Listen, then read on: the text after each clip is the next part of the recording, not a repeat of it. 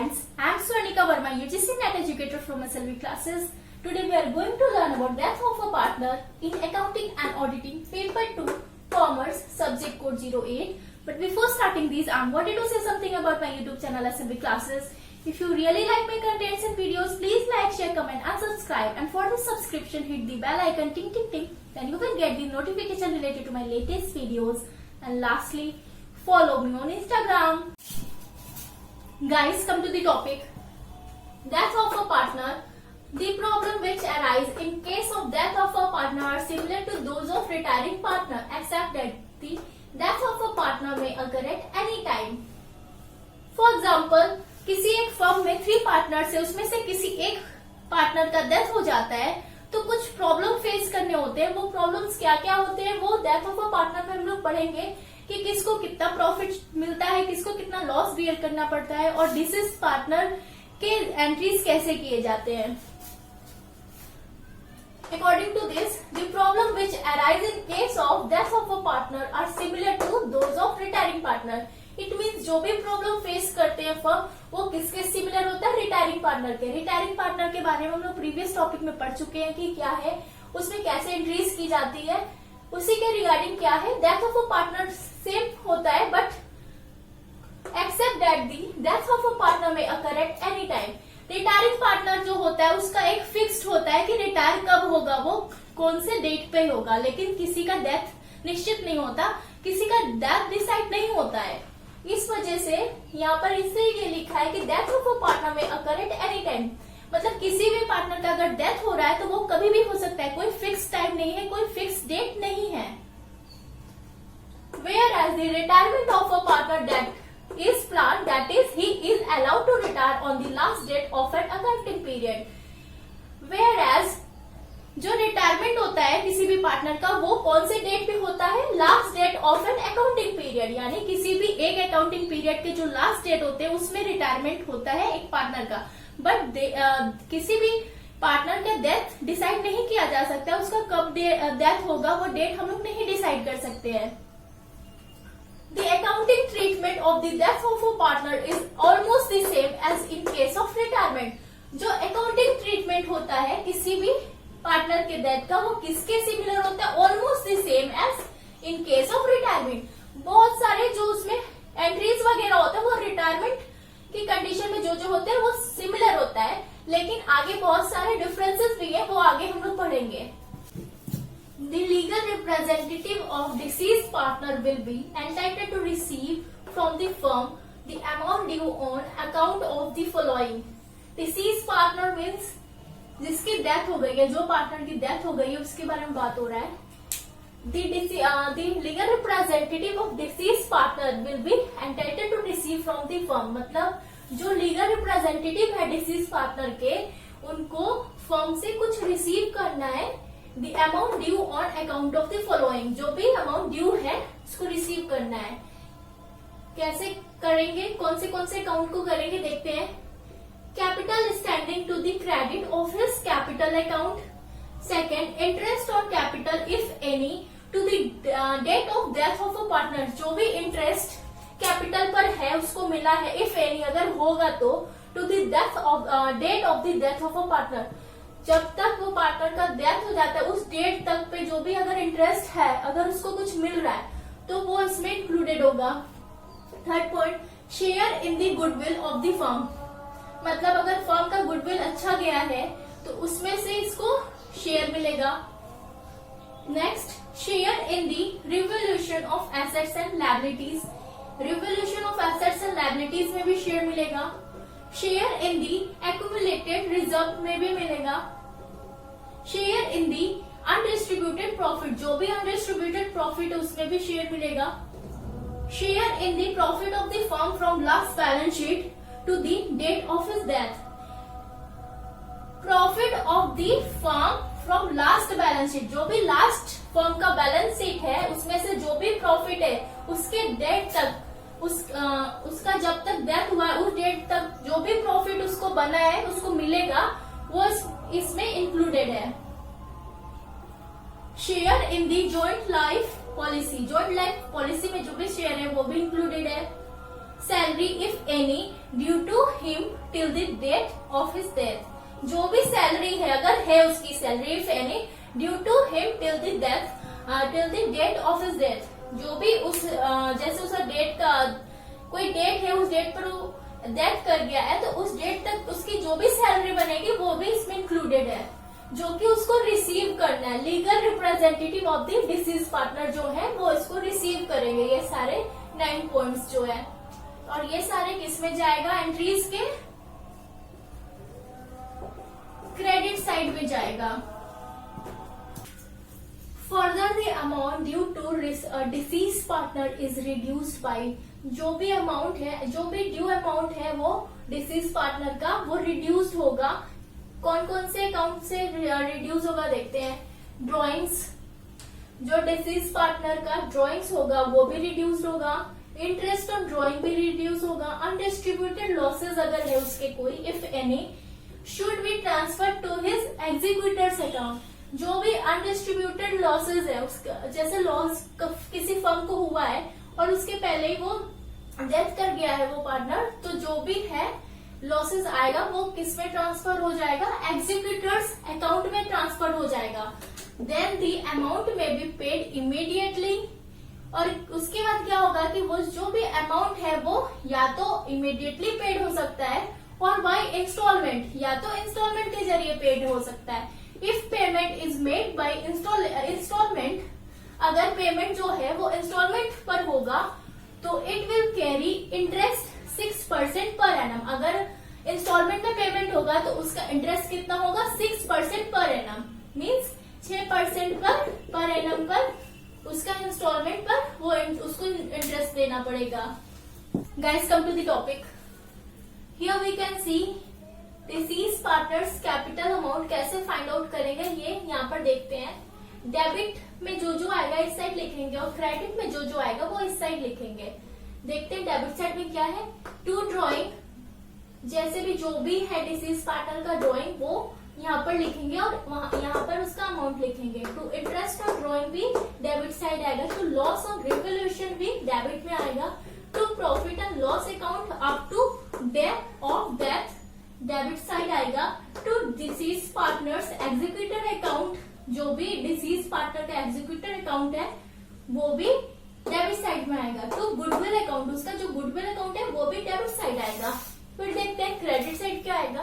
Bye balance BD, by reserve fund, share in reserve fund, अगर उसका share है reserve fund में तो वो क्रेडिट साइड में आएगा। By interest on capital account, credit side up to date of death, मतलब उसके डेथ तक में जो भी है इंटरेस्ट वो यहाँ पर आएगा। By joint life policy account, balancing figure जो भी होगा वो भी क्रेडिट साइड आएगा।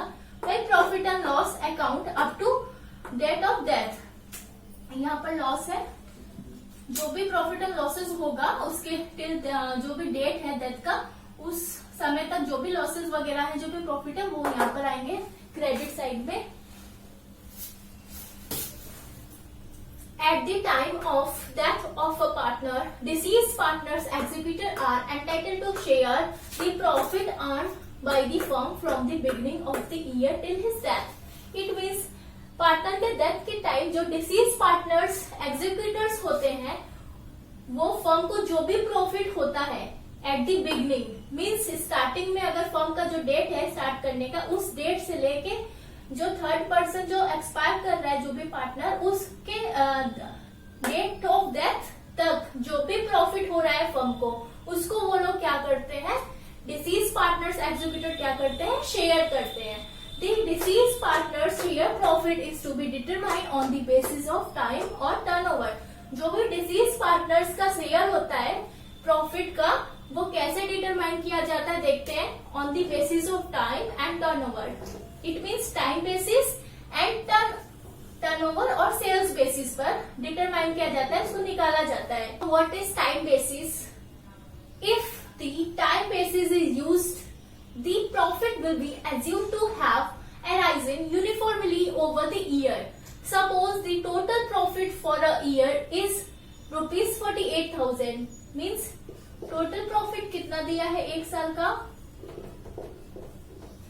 48,000 and after that a partner dies after 3 months of the close of previous year. It means previous year यानी पिछले साल खत्म होने के बाद क्या होता है, पार्टनर 3 महीने बाद मर जाता है. इट मीन्स जैसे अभी 2020 चल रहा है तो 2019 का जो है क्लोजिंग डेट, उसके बाद 3 महीने बाद क्या हो रहा है कि पार्टनर का डेथ हो जा रहा है. फिर for the 3 months will be profit क्या होगा 12,000, दैट इज 48 टोटल प्रॉफिट है. और पार्टनर क्या हो रहा है 3 महीने और जी के फिर वो एक्सपायर कर रहा है. तो 48 मल्टीप्लाई बाई 3 यानी 3 महीने बाद हो रहा है ना, तो 3/12 करेंगे. एक साल में 12 महीना होता है. फिर इसको काटेंगे तो आपका हो जाएगा 12,000 आ जाएगा, जो कि यहाँ पर है. If the deceased partner took 3/10 of the profit, जो भी पार्टनर एक्सपायर कर रहा है उसका शेयर कितना है, प्रॉफिट का 3/10 है. Of his share of profit till the date of death of will be ₹36,000. कैसे होगा 3/10 मल्टीप्लाई बाई 12,000 करेंगे तो हो जाएगा 3600. क्यों? क्योंकि 12,000 का 3/10 इसलिए कर रहे हैं क्योंकि डिसीज पार्टनर का क्या है, प्रॉफिट 3/10 है. इस वजह से वो हम लोगों को निकालना है कि उसके डेट ऑफ डेथ तक कितना उसका प्रॉफिट है शेयर का. तो उसका कितना प्रॉफिट है 36,000. Now point B, turnover or sales basis. If profit till the date of death is to be ascertained on the basis of sales or turnover, we should know. अगर हम लोगों को प्रॉफिट निकालना है टर्नओवर और sales basis पर, तो हम लोगों को जानना जरूरी है the sales for the whole year, पूरे साल का सेल्स पता होना चाहिए. Next sales up to the date of death, मतलब उस पार्टनर के डेथ तक में जितनी भी सेल्स है वो भी पता होनी चाहिए. For example suppose a partner dies on 1 March 1998, account will close on 31 December. और अकाउंट को क्या होना है, क्लोज कब होना है 31 दिसंबर में इसको क्लोज होना है. लेकिन क्या है, पार्टनर क्या हो रहा है, एक्सपायर कर जा रहा है 1 March 1998 को. तो the profit till the date of death is to be एसेटेड on the basis of sales. जो भी प्रॉफिट है उसको डेट ऑफ डेथ जो है उसके हिसाब से करेंगे. तो उस बेसिस पे क्या निकालेंगे, सेल्स कैसे निकालेंगे, assuming profit for 1998 will be the same as for 1997. जो भी एज्यूम करेंगे कि जो भी प्रॉफिट 1997 में हुआ है वही सेम प्रॉफिट क्या है 1998 में भी होगा. अब हम तो question, the flowing information is available for 1997. ये जो भी इंफॉर्मेशन है ये 1997 के लिए, लेकिन इसके पहले हम लोग जानते हैं कि 1997 में जितना भी प्रॉफिट है हुआ है फर्म को वो सेम है 1998 से. मींस 1997 में जितना भी प्रॉफिट हुआ है 1998 में भी पूरा टोटल प्रॉफिट उतना ही होगा. टोटल प्रॉफिट जितना इसमें हुआ है और इसमें भी उतना ही होगा, ये एज्यूम किया गया है क्वेश्चन में. सो सेल्स फॉर 1997 कितना है 1,20,000 सेल्स है इसका. सेल्स फॉर जनवरी एंड फरवरी कितना है 1998 में 30,000 है. प्रॉफिट फॉर 1997 कितना है 24,000. प्रॉफिट यहाँ पर दिया है, टोटल प्रॉफिट दिया है 1997 का 24,000. सो 1998 का भी टोटल प्रॉफिट क्या होगा 24,000 होगा. ठीक है. Then the profit on the basis of sales will be, यहाँ पर फाइंड आउट करना है, if the deceased partner was entitled to 1/4 share in the profits, his estate has to be credited by 15,000 for the profit till the date of the death. ये 15,000 कैसे आया, हम लोगों को निकालना है कि उस जो भी है थर्ड पार्टनर जिसका डेथ हो रहा है उसको कितना प्रॉफिट हुआ उसके डेट ऑफ द डेथ, उसके डेथ के टाइम तक उसको कितना प्रॉफिट हुआ है. तो हम लोगों को यहाँ पे टोटल प्रॉफिट तो पता है, लेकिन क्या हो रहा है वो 3 months और वो हो रहा है. यहाँ पर हम लोगों को फाइंड आउट करना है कि जो डिसीज पार्टनर है उसको टोटल प्रॉफिट कितना हुआ है और उसका शेयर कितने में डिस्ट्रीब्यूट हुआ है वो सब फाइंड आउट करना है. तो देखते हैं कि डिसीज पार्टनर जब तक जिंदा था तब तक उसका प्रॉफिट कितना आता है. यहाँ पर तो हम लोगों को पता चल गया है टोटल प्रॉफिट. इट मीन्स पूरे 12 महीने का यहाँ पर पता चला है, लेकिन जो थर्ड पर्सन है, जो डिसीज पार्टनर है, वो तो जनवरी और फरवरी तक ही था, उसके बाद तो उसका डेथ हो जाता है। तो यहाँ पर हम लोगों को निकालना है प्रॉफिट फॉर 2 मंथ्स। तो कितना आएगा 2 मंथ का? टोटल यहाँ पे 25,000 है और सेल्स कितना है 30,000। तो यहाँ पर क्या करेंगे, 30 टोटल सेल्स में से जनवरी फरवरी का जो सेल्स है 30,000 सेल्स है, उसमें से टोटल प्रॉफिट को माइनस कर देंगे तो 6,000 आ जाएगा। सेल्स टोटल सेल्स में से नहीं माइनस करना है, जनवरी फरवरी का जो सेल्स है उसमें से क्या माइनस करना है आपको, टोटल प्रॉफिट माइनस करना है। तो 6,000 आ जाएगा। ये 6,000 जो है प्रॉफिट है। उसके बाद क्या है, 2 महीने का ये प्रॉफिट है। तो 2 महीने का तो सभी का प्रॉफिट है, सिर्फ डिसीज पार्टनर का तो है नहीं। तो डिसीज पार्टनर का शेयर कितना है, 1/4 शेयर उसको मिल रहा है प्रॉफिट का। तो इसको 4 से डिवाइड कर देंगे तो आपका ये हो जाएगा 1500। यहाँ से आया ये जो 1500 है आपका, यहाँ से आया 1500 for the profit till the date of the death of a deceased partner.